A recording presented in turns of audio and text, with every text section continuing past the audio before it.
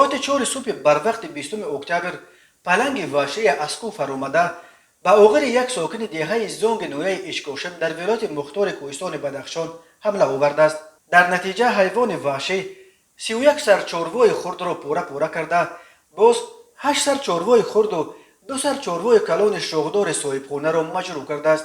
خبر داد کمیته اولتای فوق‌العاده تاجیکستان. این الکی دومین حادثه حمله حیوانات وحشی به ساکنان در ولایت مختار کوهستان بدخشان در 2 روز اخیر است. کمیته اولتای فوق‌العاده خبر داد که ساعت 10 صبح 19 اکتبر سال 2021 دو ساکن دهه ویشخر و جماعت دهات راوند نویه ونج ولایت مختار کوهستان بدخشان به حمله خیز روبرو شده و زخمی گشتند.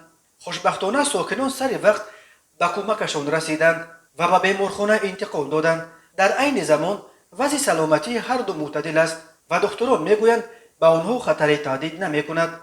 گفته می شود در اطلاعیه کمیته اولتای فوق‌العاده.